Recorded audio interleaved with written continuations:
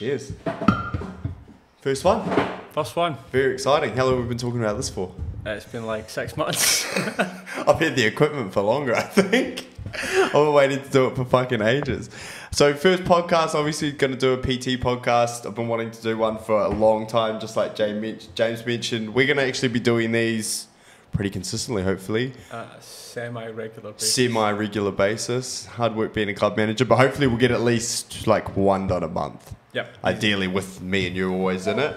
I quickly just wanted to introduce the guest, obviously. Jimmy. Thank you.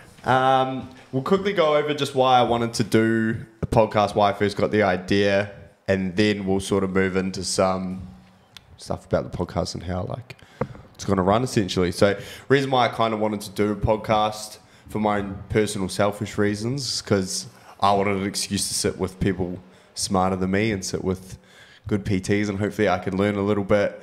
Plus just I really love having these conversations, and I think all the like stuff when I first started, I think I've been training for like fairly regular, like a long time, and I feel like for so long I was just consuming the wrong shit in terms of like what to do. So I think it'll be really cool having people that I know are really intelligent sit down with me and make me smarter, but also make any general population people who might stumble across this and watch it and give them a little bit more knowledge as well. So those were the kind of the main reasons of actually starting the podcast. But first and foremost, let's start the main topic of today, which is just James. So introduce yourself, where you're from, give us a bit of background. I wouldn't say I was the main topic, but I'm just here for the chance. You didn't see the other half of the minutes that I wrote out after I sent you that one, so right. You could be the main focus for the rest of it. Well, my name's James. Most people call me Jimmy. I'm obviously not Australian. I'm originally from Scotland, but I've been in Australia for probably the better part of 10, 11 years. Double digits. Double digits. Damn. Snuck up on me. It does, doesn't it? Like 2 years, just kind of COVID ages, kind of. Yeah, like the COVID years went a little bit pushed me over into the double digits. And I've pretty much been doing personal training since I kind of came to Australia. It was only when I came to Australia that I thought that I would make that like my main focus, my career. I was always doing like a little bit of coaching back home, but it was never anything that I took serious. It was only when I came to Australia that I thought, this is actually something that I could do, that I could make a go of and make it my career, my life.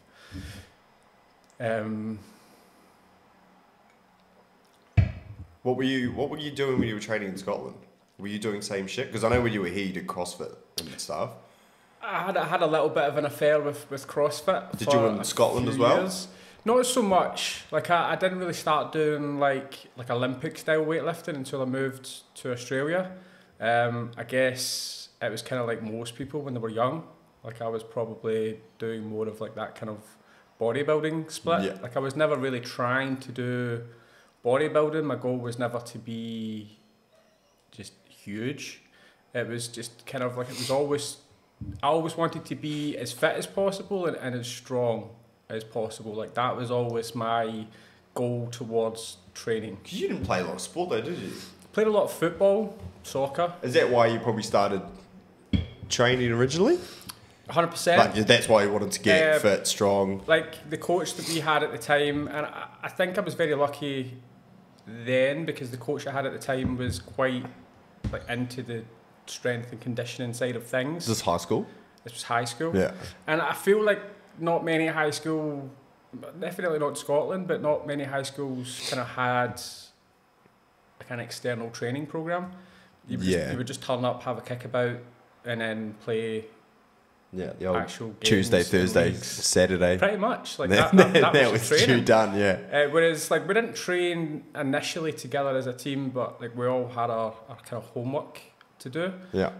My dad was always into training. Like my dad was going to the gym like 5-6 days a week. Oh, your dad was big into training as well. Yeah, he loves his training. Yeah, no shit. So then he would always just take me along, and I remember being like probably like 9 or 10 years old, and I was like too young to go to the gym. I was going to say, surely they didn't let you in at 9 Nah, and it didn't 10. let me in, but I would swim. Oh, yeah. I would swim While he was in the gym. While he was in the gym. No shit. So like I was probably like swimming like upwards of like 10Ks a week because I was like swimming every day. Yeah. Like I loved swimming when I was younger, and like I still love swimming now. I mean, I don't even think like I swim often, but as soon as I get in the water, it feels like natural to me. You a good swimmer? Did you like race? I didn't race. Like I never took it that serious. Oh, yeah. It was just always like it was something that I enjoyed doing, and I would just swim up and down for quite literally like 2 hours straight. I was like swimming. Just always had a motor. But that never, like I just didn't think anything of that. Like that didn't seem unusual to me at the time. Yeah. Because what do you have to compare it to when you're like 10 years old? Yeah, of course. It's just you're just doing laps, and that was it. It's funny. I remember going with my godfather when I was like, fuck, how old would I have been? I might have been about the same age, like 12 or 13. Yep. I remember he was big into the gym, and I was like training and stuff, but I'd never been gym. My training was like rugby training at this point. Like I wasn't going to the gym or anything. I was young, but I remember he wanted to take me to the pools, like the public pool. Yep. And when we went there, and I was like, we got there. He's like, what do you want to do? And I was like, I want to do some laps. Because he had gone to the gym in the morning, and he was like, you want to do fucking laps? And I was like, yeah. So he was like, well, whatever. So he came for a swim with me, and I was just saying, I definitely didn't do 2 hours. I've always been a terrible swimmer. But I just went in and did laps, and I remember him being like, cunt, you're like the only 12-year-old I know that wants to go do laps instead of go play in the pool. Because I was just like, I don't want to go for a swim, man. I go to the pool all the time. And then because he had been to the gym in the morning, I was like, I want to do some training. I want to do something. Yeah, so I was like, I might just run some laps. And I did the same thing. Fuck, I was a terrible swimmer at school, like triathlons and shit. I always sucked. So you went from there, Scotland, did you do... So when you were training your mates and stuff, were you doing bodybuilding style stuff back then? More of that style of like that split. Yeah. Like I guess me like most people when they get into the gym, like, you don't really... You understand what it is that you have to do, but you don't really know what it is that you need to do. So you're just taking, and I guess you kind of brought that up at the beginning, is there's so much information out there that it's what's right, what's wrong. Like I can look up any exercise and probably find upwards of 100 videos of someone doing that exercise different. What was like the understanding of the exercise I definitely didn't have. So like a lot of that just came from, okay, I'm going to do an upper body or a lower body split, or I'm going to do push pull. Like that was so basic to start out with. And the more that I kind of was getting into that, the more that I would enjoy it, the more I would start to see like actual changes and becoming stronger, becoming fitter, being able to push harder. Everything else becomes easier outside of that. And then it was like, okay, this is something that I want to learn a little bit more about, and I want to have an understanding of it. And it was probably like 4 years after I was training and like maybe training properly that I then started to understand that like orthopedic profiles would come into it, and someone could do the same exercise as me, but they would have to do it so different to how I would do it. And I remember thinking about that and almost feeling like so stupid that I hadn't thought about it up until that point. And I guess it was always just kind of like learning from there. Is that why you're working full time? Did you still train pretty much full time when you're working full time in Scotland in your old job? I wasn't training full time. But like were you training like a bit? Or? I was training a fair bit. Like I always kind of trained twice a day. I would do a morning session and I would do an afternoon session. You weren't training full time. You were just training morning and afternoons. Yeah, that's not full time. That's just pretty much is. That's just doing fucking doubles. It was just enjoying like your sessions. Like I would always break it down in the morning of more of like a conditioning session in the morning, and then more of a strength session in the afternoon. The twice a day, there's like, I guess there's a story behind the twice a day. I used to always train in the afternoon, but then I wanted to free up more time in the afternoon to do other activities. So then I changed to be training first thing in the morning. And first thing in the morning, I remember going, set everything up, set my weights up how I would normally set it up.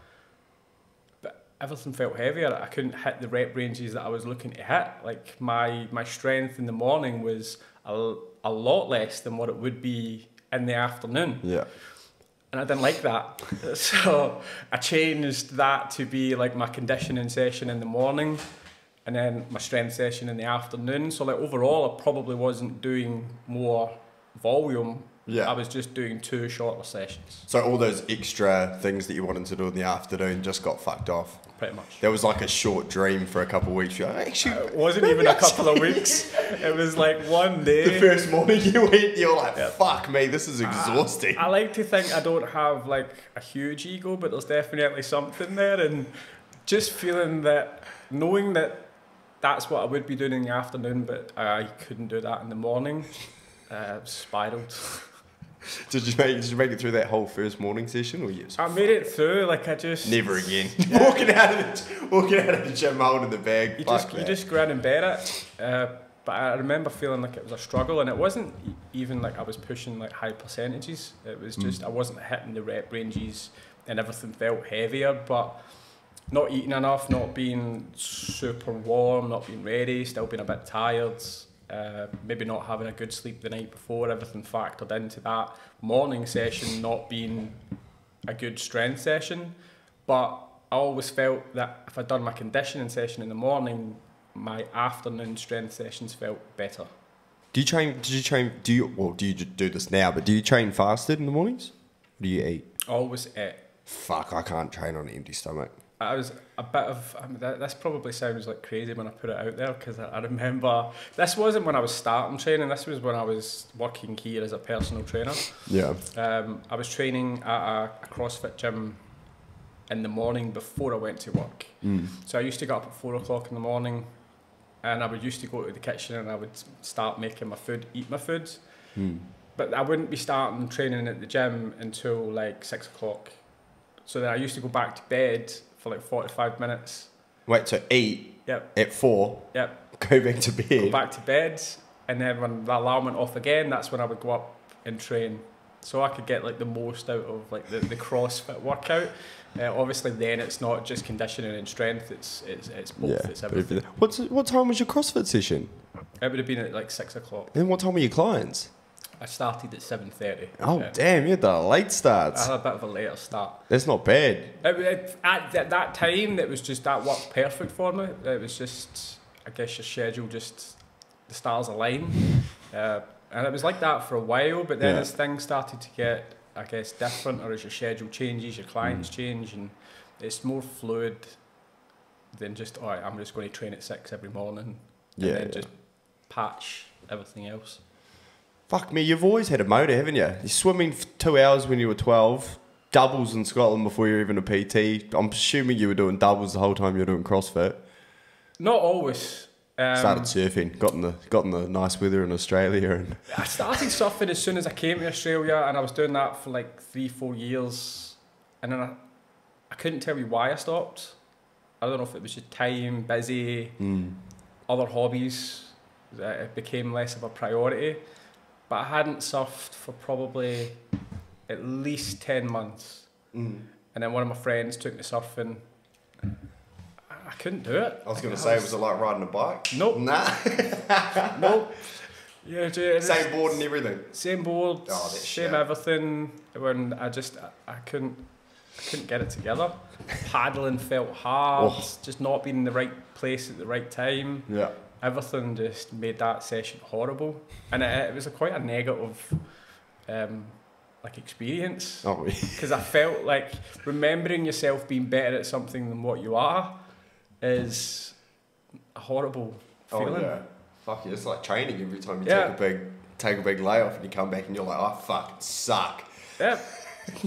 Check this out. That happened to me on Monday. This is my first one back after having COVID. Tried to do not even the same weights as I'll go close-ish. So I did last time. Just having to peel the plates off. Peel the plates off, looking around. No one's watching, but in my head, I'm fuck me. Jesus. Dropping a whole extra 20 kilos off there. So when you got to Aussie, other than surfing, once you started personal training, what was that like? What made you, obviously you mentioned you were quite into it earlier, you thought that was something you might want to do, but how did it actually all come out? How did you end up being a PT over here? It's a bit of a funny story. I always thought that I got up relatively early, like in Scottish terms. Like most of my friends probably don't surface until like afternoon. So I always thought that I always got up early, and as soon as I wake up, I'm kind of awake. I don't kind of mull around and lie in bed. Just into it. As soon as I'm awake, I'm up and I want to do something. So I remember waking up early, and I was living in Manly at the time. I walked down to the beach, and I just assumed I was going to have like the beach to myself, and I was going to watch the sunrise, and it was going to be like this beautiful experience. And as soon as I got to the beach, there was just like 1,000 mums and prams all like sprinting up and down the beach. Like there was people training, there was people in the water, there was people surfing. I was just like, whoa, like what's going on here? Like stuff. Everyone got nothing better to do than just like go running and go training. No one wants a lion. And that was kind of the moment where I kind of thought, well, I can take this seriously. It's not going to be a hobby. It's not going to be something I do just for myself. It's something that I can actually make my career out of. That's interesting. What's it like PT in Scotland? Do you know PTs in Scotland? At the time, before I moved here, it was very unheard of. Like I didn't know anybody that used a personal trainer, and out of all the gyms that I trained in, like there was never a personal trainer in them. Right. It wasn't really a thing. It's not to say that it didn't exist. Maybe you'd have to really look for it if that was something you wanted to do, but it wasn't that personal trainers were around prospecting you as a client. So I didn't see anything really until I moved to Australia. Then I was like, oh, like every gym has personal trainers in them. Like the gym that I started working at had like nearly 25 personal trainers working there at the time. And I was like, that's different. So like that's when I started to think, well, I need to give this a long, hard think about what I want to do. And I didn't want to think about it too much. I was like, I don't want to get to the point. And I'd spoke to a lot of people, I guess, thinking about it. And the more people that I spoke to, the more people that said to me, oh, I thought about doing that. And that doesn't sit well with me. Like, oh, I thought about doing that, but I didn't do it. And then they always just hang on to that, what if, that itch you didn't scratch. That was my main motivator for, I would rather get into it, give it a go, commit 100% and fail than be one of those people that says, oh, I thought about doing that. That's funny because you had the same conversation with me. That was probably one of our first conversations. Yeah, it's the first conversation because I did when I was doing my work experience. James was obviously the personal training manager at the gym that I've started and still work at, and essentially sat down, and I had like a manager role in like another industry. Essentially, I was working in retail, and I wasn't sure if I should come in and work in the management side of like the fitness industry or if I should do PT. Because there was also that thing, it was like, oh, I could do the management side and then I could just PT on the side and stuff like that, and I wasn't sure. And then I still remember you saying that if you don't do it, it's just going to be like that itch you never scratched. Because I obviously wanted to do something in sport. Like I was obviously had an interest in it because I studied it after I didn't finish school. Like I went to Institute of Sport and stuff. So I obviously knew that I liked that industry and the idea of doing something in there, but when you kind of said that to me, it was like, fuck yeah. I kind of had the same thought. It was like, oh, well, I don't want to end up doing something else and then keep looking at like PTs doing really well and be like, fuck, like I should have fucking done that as well. That was always like a worry for me, like exactly like you said it, like it just didn't sit well with me. I was like, fuck, that will be so annoying. And everything I'd done to this point as well, I'd always kind of done because I wanted to do it. Like I moved overseas, like I did everything because I just wanted to do it. I've always done that sort of thing. I wanted to move to Australia. I'd moved, like everything I'd done before then, I just did because I wanted to do it, and it always kind of worked out so far. So then I was just, fuck it. And I knew I was going to have your wisdom, so I knew I would probably be fine. And it all worked out all right in the end. In terms of, because I remember when I was in London, I was considering doing PT in the UK. Personal training was always kind of big in London. Probably like main cities, and I've probably met like a handful of personal trainers who worked in London at the time I was in the UK, and it was big then, but I don't think it had made its way up past the border into Scotland at that point. Yeah, because I had a few conversations, because I obviously hadn't done the course. I'd only done a sports studies certificate or something in New Zealand, which is what I did there last year. And I spoke to a company over there to do the course, and I was going to do a payment plan and stuff. And the guy was like real convincing. Obviously, they all are, but he was like, PT in London, awesome opportunity, like you were saying, big city. He's like, it's a big industry, like there's a lot here. But I obviously don't know pay variables and stuff like that, because I know, for instance, I have a friend in New Zealand that's a PT, and when I went home recently, she's been a PT since we left school. So she's been a PT, I might have got her dates wrong, but like maybe like 8 years, 7 years or something. And I was talking to her, and we were talking about how much you charge your clients, and the difference between what she charges and what like I charge and what personal trainers charging here. Like, well, I'm around like 85 a session for 45 minutes. She was like, are you fucking serious? And I was like, how much do you charge? She was like, $60 for an hour. Yeah. That's the NZ dollar too. That shit ain't as strong. So that's probably like, well, 50 something, like Aussie dollars. That was a weird conversation. I was like, holy shit. She's so much more experienced than me. So I wonder if the difference is similar over UK. I don't know too much, but I remember 5 years ago reading something. It might have changed, but 5 years ago it was personal trainers in Australia were charging more than anywhere in the world. And I guess another big part of why I get into like the personal training management side over just staying like a franchise trainer. If I was to kind of break that down a little bit and compare personal training in Australia to like the finance sector, like that's like doing an 8-week course and then coming in at Wall Street level. Yeah. Like that's you coming in at the absolute top of the game globally. But what do you actually know about working with people and training people properly? The personal training course is good, but the amount of people that do it for their own knowledge that don't actually have an interest in working as a personal trainer boggles my mind.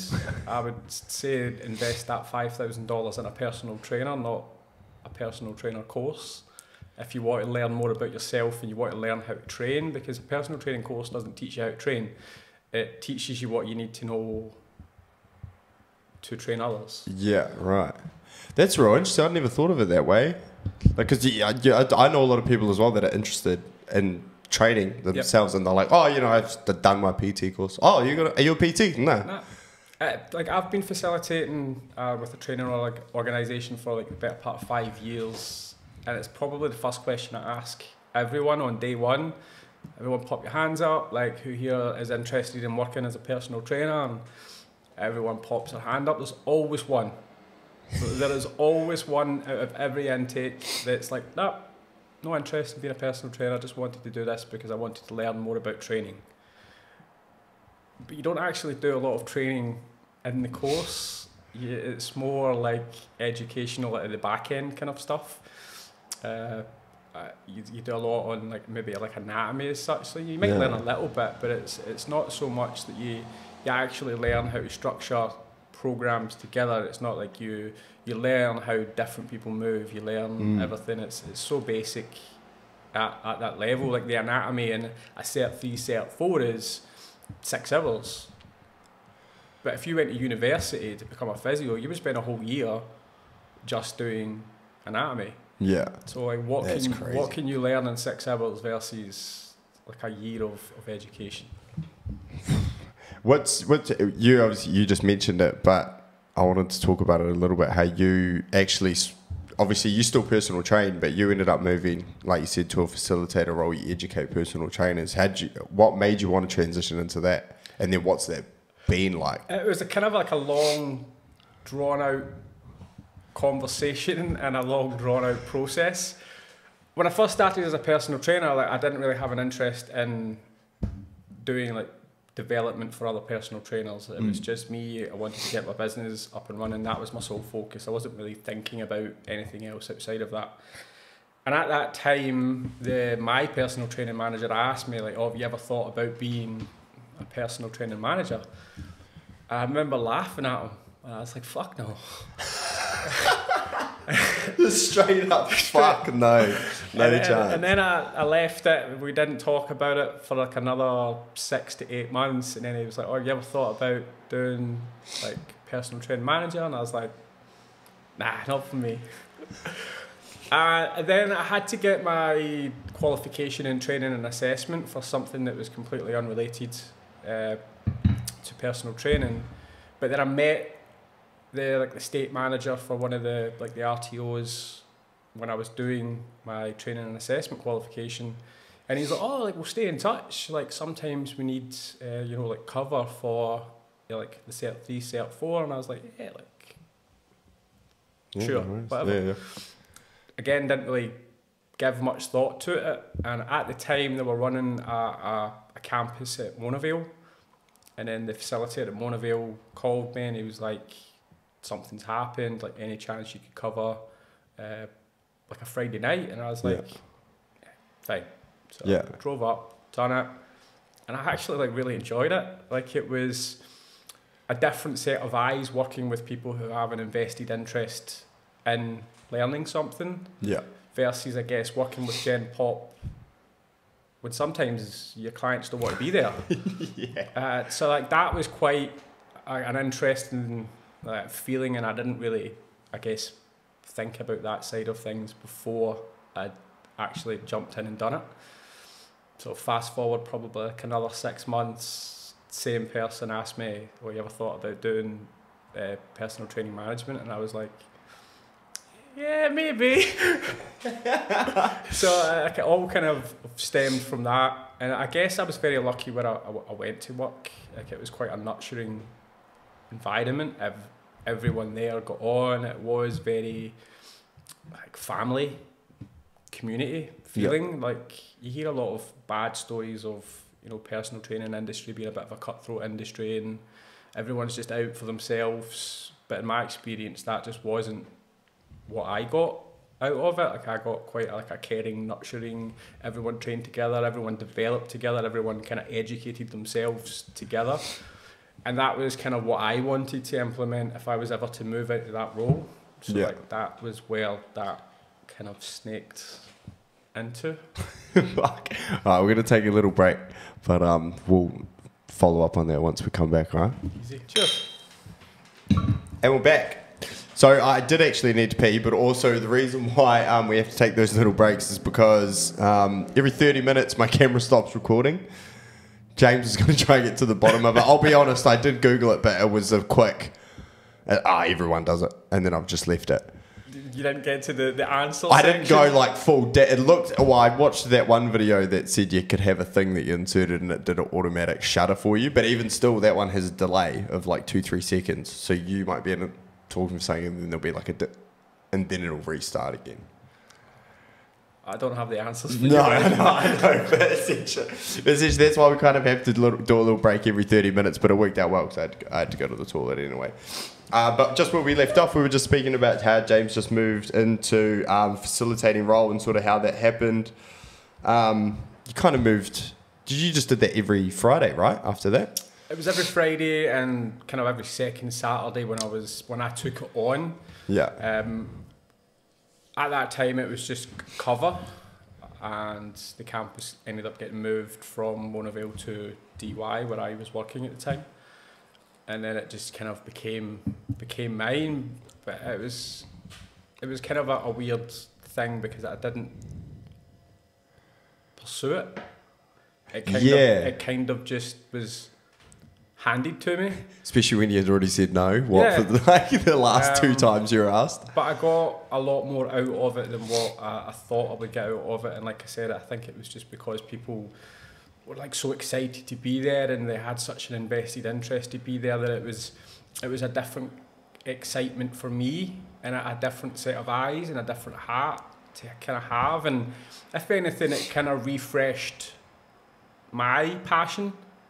Going there and seeing how excited people were to start and remembering that I was that excited to start as well. Seeing that every couple of weeks was just like a really nice thing. How did you find that how did you find dropping PT? Were you kind of ready? I know you said you weren't looking, but do you feel like you were maybe kind of ready to move away from it a little bit? At that time, I didn't drop. So for like the first like 2 years of actually facilitating, I was still full-time personal training. Yeah. It was just that my Friday would be probably the longest day of my week. Yeah. Like I would start at 5:30 at that time, and I wouldn't finish until 9 o'clock at night. Jesus. It was just a long day. Did you get a nap in there somewhere? Nah, I walked straight through. Why the fuck are Fridays so busy? I don't know. I'm always quite busy on Fridays as well. It's everyone getting the party pump for the weekend. Yeah. Just like going to get your hair cut on a Friday. You go to the gym, get the biceps looking good. Fuck, that's actually a good point. Never thought about that. I always wondered why Mondays for me have kind of always been quiet. And I'm like, as if you don't just want to come in Monday, start your week off well, and then it's on. Yeah, nah, motherfuckers like to come in on a Friday to get that weekend pump. But yeah, Fridays were always busy. Yeah. So I was fine at the time, and it wasn't like it was every Friday night. It would be like 8 weeks on, 8 to 10 weeks off. 8 weeks on. Okay. Yeah. I was only doing 3 intakes a year at the time, so it worked. It was good. How did you find when you did start personal training in Sydney? What's like some of the things you found like quite challenging in terms of like, especially training like gen pop people, you know, the general people you get when you're starting out and as you're moving through your career? Like, I guess it was learning how to scale things for people. There's things that you would find easy and I would find easy, but general population maybe wouldn't find as easy. And I guess like when I started to really get into it, I was kind of horrified at like how bad people moved. Oh yeah, that got me as well when I started. It's like, wow. It took me a while to kind of adjust. Yeah, I've come to you with people that I've been like, when I started, and I'll be like, oh boy, this guy squatted today. I don't know I don't know where to start. That was a big eye opener. Every time it's not that you don't notice it when you train in the gym and you're training by yourself, but I guess I was blind to it, just blinkers on, concentrating on my own, my own thing. But then I'm here paying attention to this person, and this person's paid money for my undevoted attention. You can't not notice it. And that was a big learning curve for me, was learning like not to just annihilate people. Like it's not about smashing them, and it's not about them, you know, walking funny after a session. It was actually education, development for them as well, and taking people's like beliefs and how they believe, how they should train, and how social media, I guess, portrays how you should train versus how they should train. You have to win their confidence first before then you can then kind of lay that on, and they have to see the kind of linear pathway that they're on to get to that point, and they need confidence in you that you're telling the truth. They don't know you. Like, you're just someone in the gym they've started speaking to and they've started training with. I didn't expect that when I started. I didn't really think about it before I started. So I don't think you really do. Like, it's just not something you really consider. I don't know why too. No. Like, that is something you're dealing with people. Like, people are flawed. Like, you know what I mean? People are going to have different opinions. People have, you know, different circumstance. People have been in different circles. People grow up. You know, you might have been in a position where maybe like your older brother did something for X amount of time, you know, your friends train X amount of ways, and that's all you've ever known. And then here's you or me sitting there trying to tell you, like, well, in my opinion, because not everyone's got their own way of doing things, but you've been like, in my opinion, like, this is the way I think you should do things. Like you say, trying to get them on that linear path and to get them to buy into what you're doing. I think that was the word I was looking for, the buy-in. Like, they need the buy-in, they need the belief, they need the confidence that you're going to get them to where, they need to go. And that's fucking hard. Like, it's hard at the start. almost an impossible task to start with. Yeah. You know, it's after like 3 months, if not longer, if someone's been spending that amount of time with you, then they're appreciative of what you've done, and then they see the path they're on, and they get the journey, they get the systems that are there. But it's a hard process, I guess, in the beginning.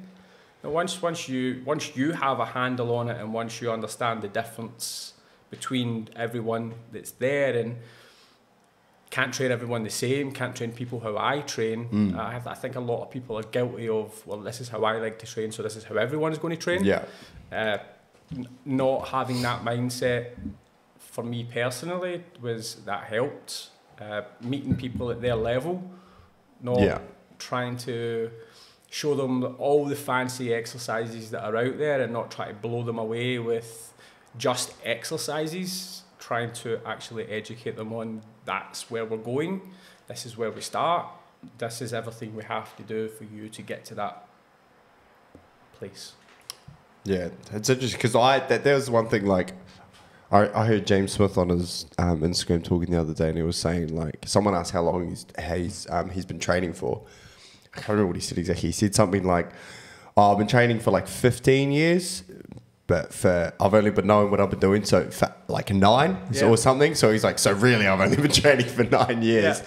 And that's the thing. Like, everyone, whether you're a newbie or some people would have, let's say some people have been in the gym for a year or two. There might have been like I'm not shitting on them, but like Anytime Fitness is saying, like, somewhere where I've trained before I was a PT, Anytime not really talks to you, or like you don't get any help when you start or anything. So you're kind of just doing all those fucking Instagram workouts and like YouTube shit that you've seen, and then you just assume that's what you do. That's just what you do, because that's just the stuff that you consume. That's where everyone finds anything. Everyone's going to cook something, you know, they're going to find it on Instagram, TikTok or whatever. When I first started training, I probably benched nearly every day.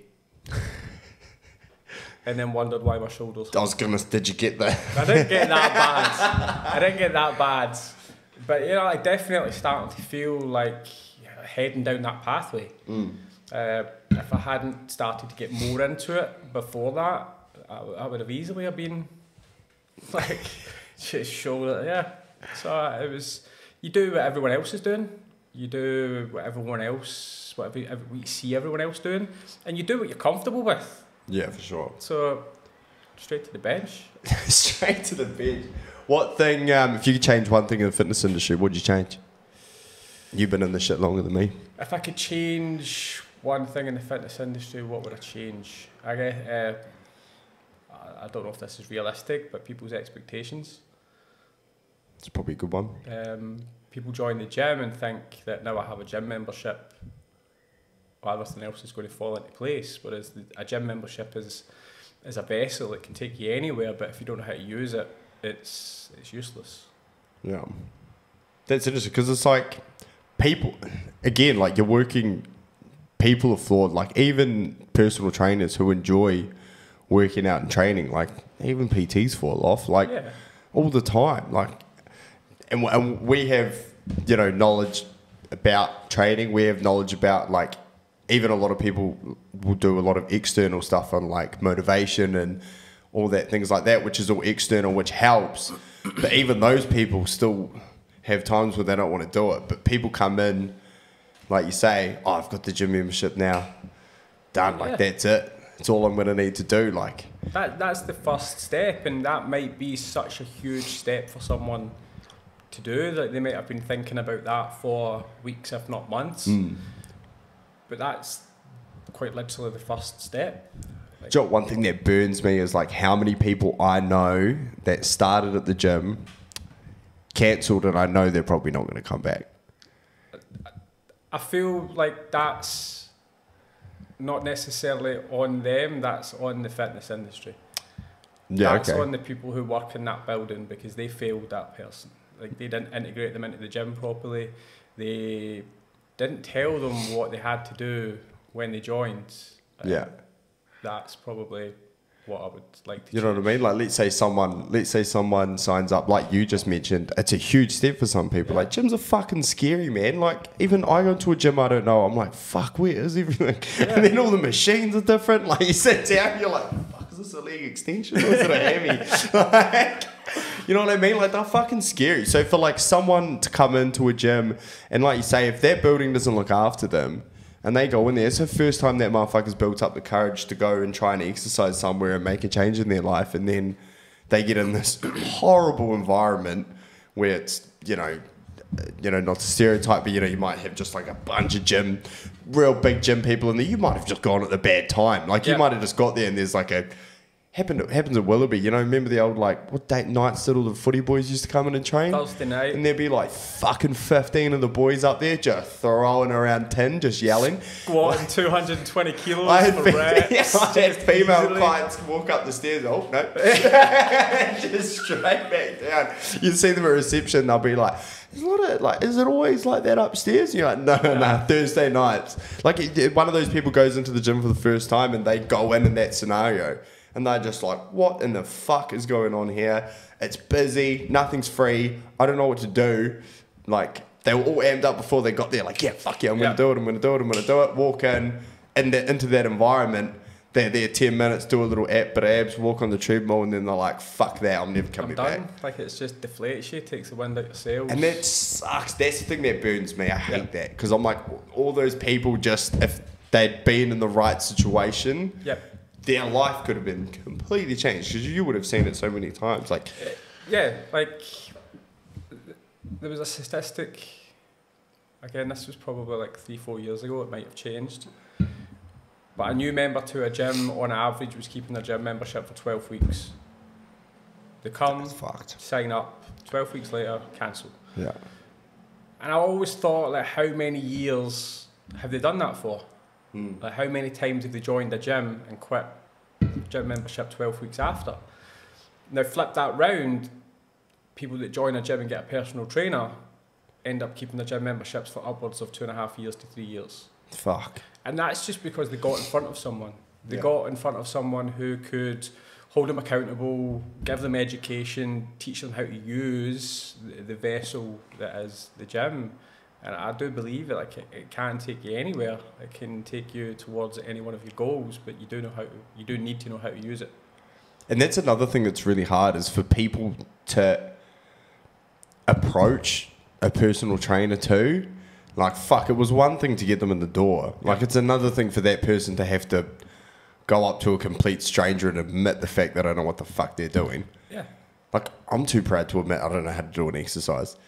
Like, you know what I mean? I'll do an exercise wrong for ages until like a PT or like that I know is just like, bro, what the fuck are you doing? And then I'm like, oh, is that how you do it? I've been doing that for like 6 months. Like, you know what I mean though? Yeah. It's really hard. And then there's also a lot of that stereotype, which is again back onto the, like, all the way back to the start of why I want to start a podcast, is that stereotypical personal trainer. Yep.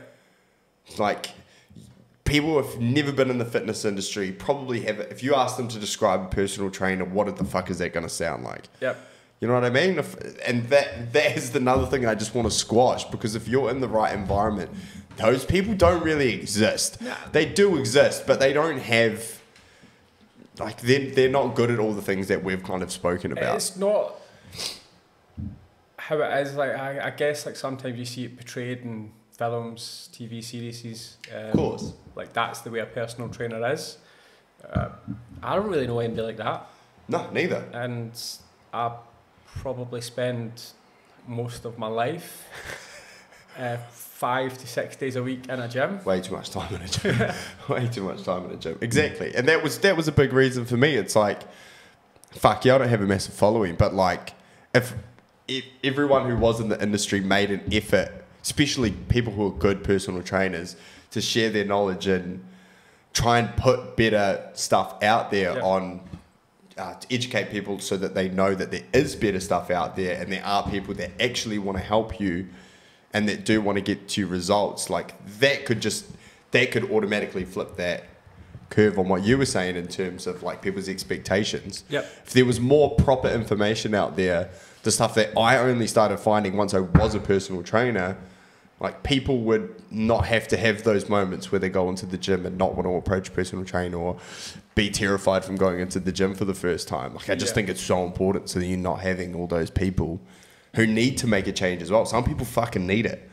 100%. You know what I mean? Some people really, really need it. It might be like a literal health issue, and that's why they're in there, and then they have their bad experience, they don't come back. Like, not all the time, like probably like quite literally a handful. But in my time as being a personal trainer, I've maybe had 5 to 6 people who have literally approached me, and it's, my doctor told me I need this. yeah. And my first question to that is, well, like, what do you want to do? And they're like, oh, hate the gym, hate training. Oh, yeah. I get that a lot. I'm only here because my doctor told me I need to do this. Yeah. And training should be fun. Training should be something you enjoy. You should be looking forward to it. And if you're not, then do something else. Like, not everyone has to go to a gym. The gym is not a be-all and end-all of training. Of course. Find something you enjoy. Find something that you look forward to doing, and do it. You'll know pretty quickly if the gym's for you, if it's not for you. Try different trainers. Like, not all trainers are going to, I guess, catch your imagination, give you the excitement of training. Everyone has a different mindset. Like, find someone who inspires you, find someone who motivates you, do your homework. Yeah. A lot of times you join a gym and a personal trainer is allocated to you. Yeah. You didn't pick that person. You don't know anything about that person, but now they're your personal trainer. Imagine if you went to like a business coach, and I walked into a building and I was like looking for a business coach, and they're just like, oh yeah, here you go. Yeah. How receptive would I be to that person, knowing nothing about them? Like, go talk to them, have a conversation. Like, these people are people too. Sit down, have a coffee, see if you get on, see if you have anything in common. You know, if you're going to have a conversation with someone for 30 minutes and enjoy that conversation, I'm going to say you're probably going to enjoy your training sessions a lot more as well. Of course, yeah. 45 minutes is a long time with someone you got no chat with. It's a long time with the wrong person. Yeah, it's a fucking... Try sitting in a room with someone for 45 minutes that you don't really get along with. That 45 minutes becomes 3-4 hours worth of mental capacity.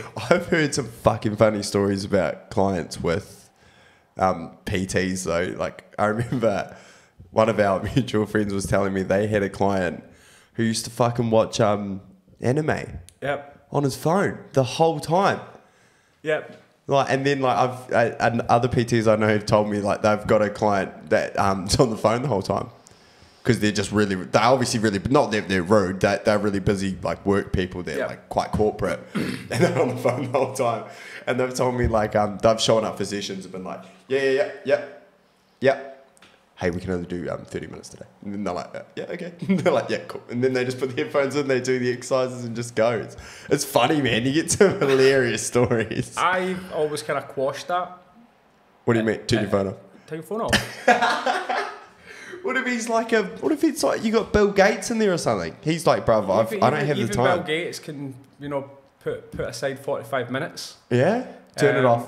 Turn your phone off. You're going to Bill Gates, you're going to pop his AirPod out and be like, hey, sometimes someone's came and they're like, really, really sorry, I need to keep my phone with me today because I'm expecting an important call. Now, I understand that, but if that becomes a regular occurrence, you're not getting value by coming to see me sitting on your phone.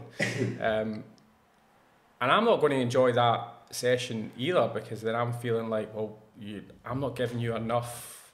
If your attention's elsewhere, it's not on me, it's not on what you're doing. Yeah, so like that is. You got any funny client stories like that? Off the top of my head, might put on the spot. Funny stories. I used to train this client. Probably one of the hardest people I've ever trained. Oh yeah. Super quiet, poker face like the whole time. And you'd ask, like, was that hard? Like, how did that feel? Yeah. Yeah, true. No, It just gave me nothing. Yeah. And I think I had trained, it was maybe like a 4th or 5th session. Like sat down and I'm like, I can't do this anymore. Like, I'm sorry. I'm like, you need to give me something. Like, if we're going to work together and actually tick some goals here, I can't keep doing this. Felt like I was breaking up with someone. And then like after that, it was way more easy. Yeah. And it's an awkward conversation and a hard conversation to have, but I also think it's a conversation you need to have. Yeah, for sure. With what would you give advice? Anyone, let's just imagine that someone's about to start their gym membership tomorrow. They've got their booking to go meet one of the sales reps. Yep. They're going to go into the gym. What's your advice? How do you go into that kind of situation? How do you give yourself the best chance? How do you give yourself the best chance starting the gym? Just starting, making it, like, because I remember someone telling me how many members were at the gym. And I remember I still use that when I chat to people now. Because they say like, oh, like I only really want to do like 1 or 2 days or something. And I'm like, first of all, you haven't been to the gym in like 15 years. The fact that you're even going to come once or twice, don't like beat yourself up about that. Most of the motherfuckers in here aren't coming like more than 2-3 days anyway. There's X amount of people at the gym. We get X amount of people scanning every day. Yep. If you turn up, you're one of the few of the X amount that didn't even come that day. Yep. So don't beat yourself up on that. It's just like, just come. Like when people started, that was the big conversation I always had. It's like, let's just make it as fun as possible. Let's tick as many boxes as we can and get you to fucking be here. Be there, make it consistent. Yeah, just show up. Like, fuck, that's your first thing. Like, I guess like my advice to someone starting a gym would be to have, it doesn't have to be like a black and white set in stone plan, but at least have an idea of what you're going to do that day when you go to the gym. Don't just rock up to the gym and then make it up when you get there. Because more often than not, if that's how you think about going to the gym, it's so much easier to not go to the gym. You don't know what you're going to do, so what you're actually missing out on. Even if you were just to write down a couple of quick workouts, or Monday I want to focus on legs, Tuesday, Wednesday or whatever I want to focus on, have some sort of plan, have some sort of structure, have some sort of idea of what you're actually wanting to get out of that session. That would be probably my I remember I used to work on reception at the gym. I used to work up before I was a PT, and I remember all the time coming in, you'd be like, hey bro, how you going? What are you training today? Fuck, no idea, right? You're like, fuck, good luck, man. Good luck to you. Coming in at 5 p.m. Good on you for being here. What are you training, bro? Oh, bro, I got no idea. Like that astounds me, the amount of people that don't actually have an idea of what they're going to do when they go to the gym that day. Huge. Way more than you think. You ever worried about you're not doing the right exercise? You don't know what you're doing? That's 60% of the people didn't even know what they were doing before they got there. Before they got through those doors. Yeah. Don't worry about you and when you're like trying to work out the leg press. Like they're just as confused as you are. They're just looking for something that's free. Yep. And like there's so many workouts out there. There's so many information out there. There's so many trainers out there. You can buy a workout program for couple of dollars. If that's where you start, cool, man, like that's fine, go for it. And once you grow out of that program, that's where I believe like the educational side of things come in. Start somewhere, have a plan. Don't use not knowing what you're doing as an excuse to not go or not use the gym. Perfect. Right, we're going to have a little break and then we're going to come back and we're going to do Q&A. Sweet. So every time we sit down and we do these, we'll do 1 to 2 questions Q&A, just on like a basic, something that we probably get in the gym all the time. Right, take a little break and then we'll come back. Right, we're back. This is going to be my favourite section Q&A. Because I watch another podcast with these Mind Pump guys and they always do this at the end, so I've stolen it off them. But I just find it so interesting because it's just so easy, like just to get a little bit of nugget of like knowledge every time you listen to it. So I really wanted to implement this one so I can pick your brain on certain questions, and again so I can learn something. And then so that again, any gym pop people, they want to know something, it's right there. First question that we're going to cover today is we're going to try and do questions that we get constantly on a regular basis that you get from a lot of people. And then we just try and break it down and simplify it as much as possible. So the one that I've picked for today is, how much cardio do you recommend I do in order to lose weight? Probably, I think that's probably one of the most asked questions initially. I always follow that up with like another question of, how much cardio do you want to do? Yeah. Because ultimately, cardio is not going to be the be all and end all of you specifically losing fat.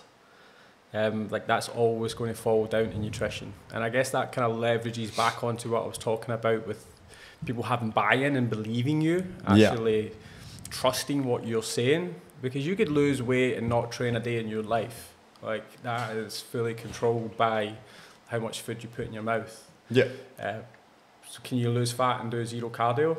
Absolutely. Could you lose more fat doing cardio? Maybe. I don't really have a yes or no answer when it comes to cardio for fat loss. So I always follow up with, how much cardio would you like to do? And if they say none, I hate it, then okay. Like, we're not going to do that much cardio. And cardio, and again, this is fully like Gen Pop. When people are asking about cardio, generally they're talking about rower, treadmill, bike, running. But cardio can be done in like so many other ways, and people probably don't even know that they're doing cardio. If that makes sense. So you can do like little conditioning circuits that are definitely working your like cardiovascular endurance, but it's not 30-45 minutes just blasting yourself on a treadmill. People are pretty stressed for the most part. And 45-60 minutes on a treadmill could be the most stressful thing for their body. Some people just aren't good runners. Some people are very good runners. So like, cardio session for me that might be more of a recovery session, I would 100% jump in the pool. I'm comfortable swimming. I can swim up and down, just live there. If I asked someone who couldn't swim to jump in and do like a recovery cardio session in the pool, well, that might just be stressful as fuck for them. And they're not going to have any recovery. They're not going to get any therapeutic response to that session. I would probably say the same would be true for myself if you asked me to go running. Light jog, 60%. Should be more of a recovery. Just get the blood flowing, get the heart rate going. Get more of a therapeutic response out of it than a stimulating training response. That wouldn't be the way I would do it. But someone else could run for days. Well, maybe like a 60% for them would be a therapeutic response. Everyone's too different to have an exact answer on how much cardio you should do. Well, you hear runners talk about runners' highs, and people that don't run are like, fuck that. That's not a fucking thing. That's not a thing. Getting in the zone, like as soon as you get in the zone, running, and I can run for hours. Not for me. I'm stressed if I'm running. That is getting me more of a stress response. So I can do running in short bursts. I'm just not built for long distance running. It's not to say that I couldn't do it, but I'm not passionate about it and I don't enjoy it. So how much cardio do you need to do? It's always going to fall back to, how much cardio do you want to do? So the one thing I remember hearing, and I heard this from the Mind Pump guys, I think, and a big thing that they talk about all the time is your the amount of calories you burn on a daily basis, and how much calories you burn whilst exercising.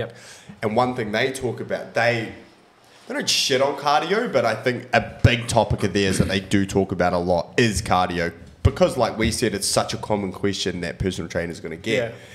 And they used this example one time when they were saying, if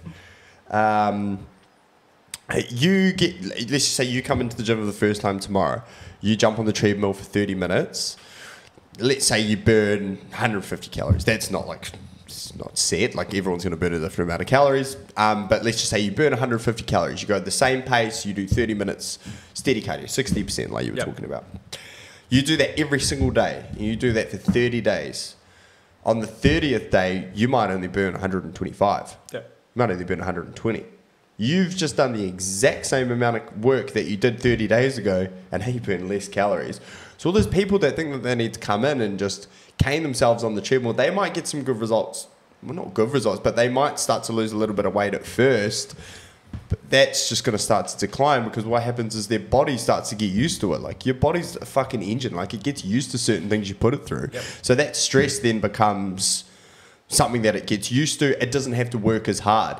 So it slows your metabolism down. 100%. So a big thing that they were talking about was, if you, another example they use is, so you lie in bed all day tomorrow, you get COVID. You lie in bed all day tomorrow, you don't move. So your body obviously still burns calories. Yeah. It has to, your organs still have to run, your brain still has to function, everything still has to be working, so that takes calories. So your base calories that you burn, let's just say that's 1,500. Just random number, 1,500 calories. Now, let's say the next day you go, fuck this, I'm going to go start a gym program. You get a good PT, you start weight training for 30 days, start a program.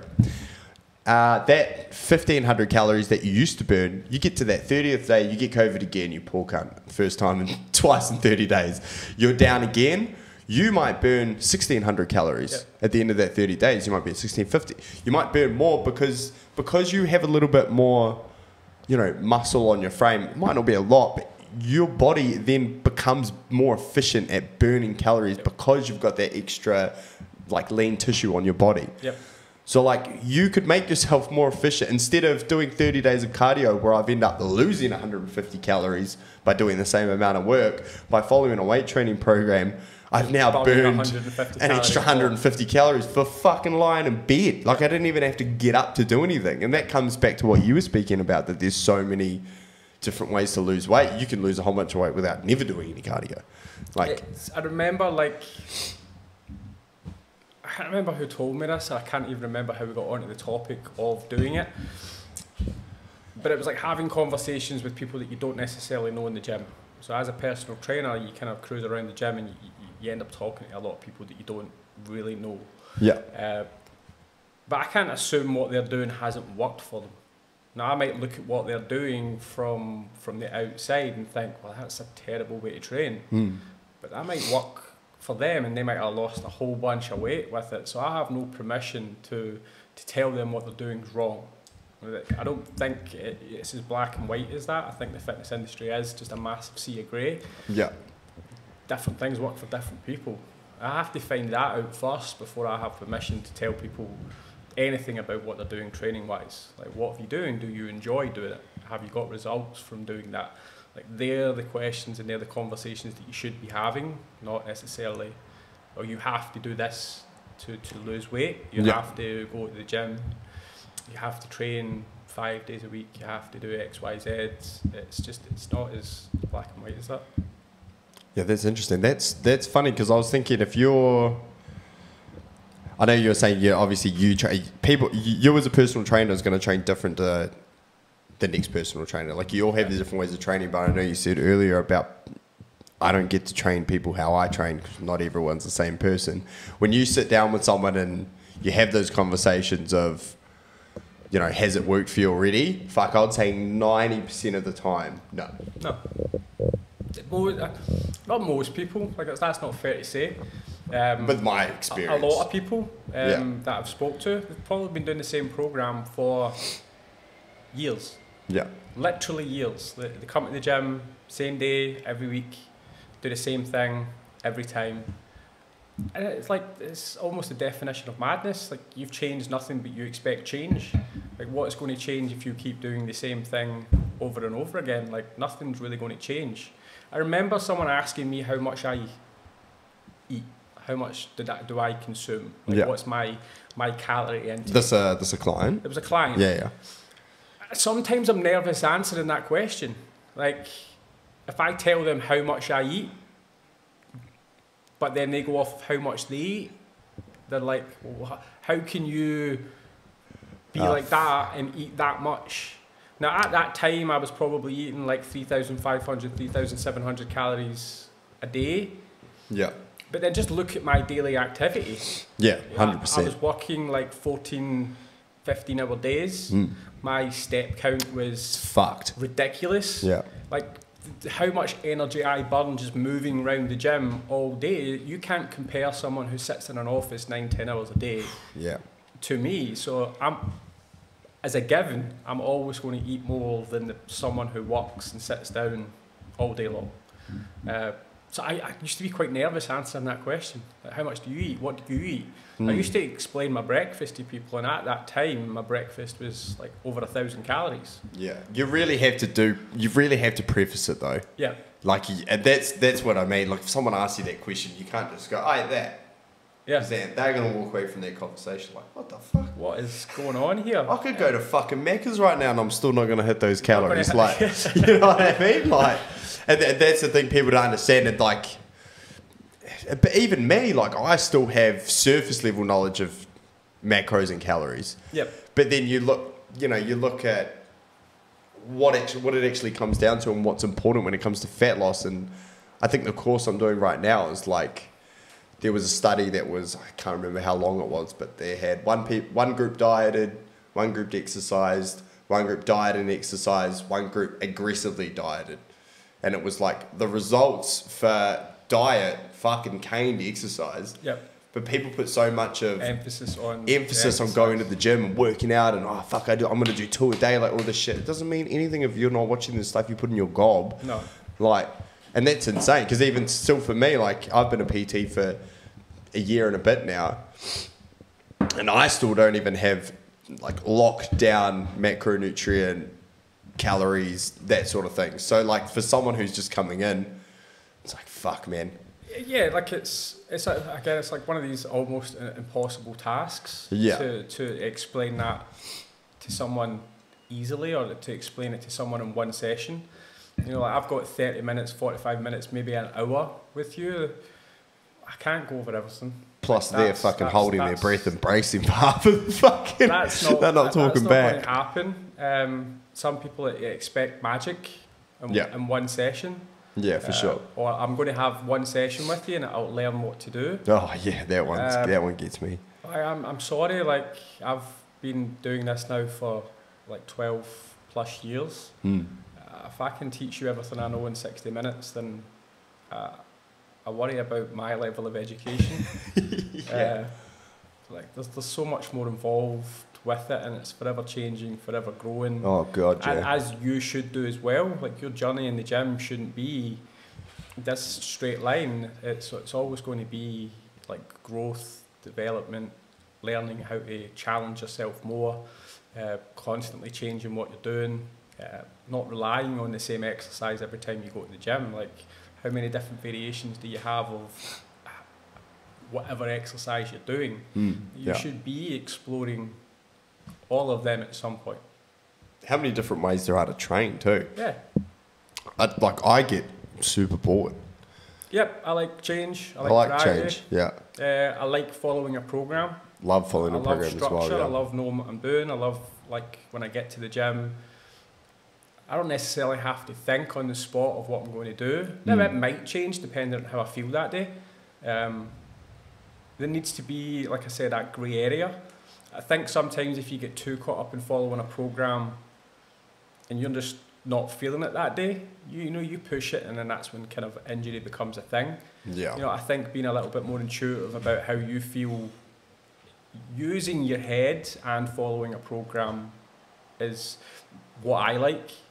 It's not for everyone. Yeah. But you need to listen to your body as well.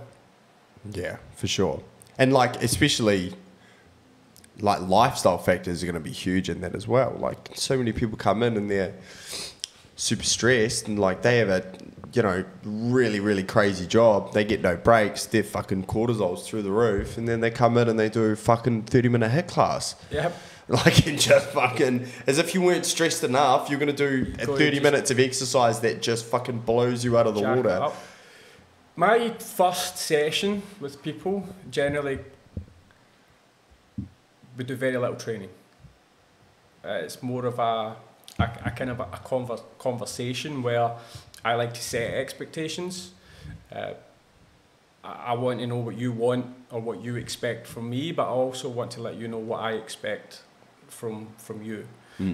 A lot of that goes over the training is like what I will take responsibility for, but that's all I can really take responsibility for. Everything else that you do, that's on you, and you have to take responsibility for that. So you have to manage your stress, you have to manage your sleep, you have to manage your hydration, you have to manage your sleep, you have to manage your relationships, you have to manage work. Like, these are the things that are actually going to make a change in your life. These are the things that are going to get results, not so much the gym and not so much the program. I can help you, but I can't do it for you. But I will take responsibility for what you do in this building. That has like, that's been a bigger focus of mine too, is digging in a little bit more on the sleep, on the water, on the stress, like, because that's, from my understanding, the more I'm like learning about it is like, if all that stuff's all jacked up, for you to get to where you might want to go in terms of your fitness goals, like, you're starting so on the back foot. Yeah. Like, you're trying to dig yourself out of such a big hole. Like, and people just don't understand that. Like you say, they get the gym membership, they think, okay, cool, this is what it's going to be. They could have not signed up to the gym, sought out all those things. Maybe they would have moved a little bit more. They would have increased their steps because they would have been less stressed. They would have, taken time to go for a walk and increase the movement they had throughout the day. And then the weight might have just gone that way. Yeah. You know what I mean? Like, that's one thing I've noticed now that I did used to ask, but I was never super like putting a plan in place to like try and actually get that shit better. You need, like, I feel like you need to do it. To make a change. Like, change isn't easy. No. Without having a plan or without having the structure, change is probably almost impossible. You have to be in a lot of pain to implement change in your life. And the pain that you're in currently has to be more than the pain of change for you to make a change. But you kind of need to rely on other people to help you make that change. It's not easy. But if you're not even aware of it, it's never going to change. When I talk about stress management with people, this is like a revelation. I've never heard of this before. Yeah, they're like, fuck, I didn't even come in here to talk about my stress. Like, I can't justify or feel pretty good about myself if I haven't had that conversation with you. I mean, how many people have you met that join a gym and within 3 months, nothing's really changed? They haven't lost any weight, they're not really feeling fitter, they're not feeling better. That's one part of it. Of course. There's so many other parts that if you didn't train a day in your life and took responsibility over those, that might be enough. You might make change, you might lose weight, you might naturally just get better. And also a lot of the times, I think you don't know any better. The way you feel is the way you feel. Yeah. If you've never felt a different way, if you've never made a significant change, that's just all. I've always felt like this. I've always fucking felt tired, and I've always felt, stressed and, low energy and don't feel like eating good food like that. If that's how you've lived your life the whole time, you just think that's how you are. Like, you just assume that that's you. Yeah. You know what I mean? And then I remember even myself, like, I don't probably get enough sleep. Well, I know I didn't get enough sleep. I was sleeping probably 7 hours. When I first started PT, and I was probably sleeping less. I was probably getting like 6, whatever, just because I was just doing so many hours. And I'd never really consistently implemented anything on my sleep. Yep. And I remember the first time I did one of my 30-day challenges, and one of the things was 8 hours sleep, because I'd listened to a podcast with Joe Rogan with Matthew Walker, the guy who wrote that book, Why We Sleep. I haven't read the book, but I listened to the podcast, and he was talking about sleep, and it fucked me up, made me feel like I was going to die. And then I did 8 hours sleep for 30 days, and I felt fucking awesome. Yep. Like, I'd never focused, been like, okay, this is part of my training. I'm going to make this a priority. 8 hours every night. I'm asleep and I'm up early. So I was fucking in bed like 8 o'clock. 8:30 every night because I'm getting up around 4. And like I felt so good. I was making it the whole way through the day. I wasn't having crashes. I wasn't relying on caffeine as much. I was obviously still having coffee, but I felt so good. And then that has now completely changed my thoughts on sleep and stuff, because now I know what it's like to be on the other side. Like someone tells me, I sleep 5-6 hours, I feel okay. I'm like, no, you probably don't. Like if you tried to sleep 8 hours, I would probably say you're going to feel better. I know there's that small percent of the population that can have fuck all sleep and be fine, but I'm like, you're probably not one of them. Like, you know what I mean? If I'm losing sleep, I'll be fine for 1 day, probably fine for 2 days, probably fine for the first week. And then it's like, I'm starting to feel it, like don't have the energy, crashing midday. Yeah. And I know that I need to then pull my head in and start prioritising sleep again. Yeah. Get to bed early, make good decisions through the day. Maybe don't have coffee. Do you go through gaps where you have no coffee? Yes. You start like kind of not cycle it off. You sound like you're doing fucking steroids, but like, do you go through times where you don't have coffee? We do have coffee. Yeah. If I'm getting to a point where sleep's becoming difficult for me, then I will cut.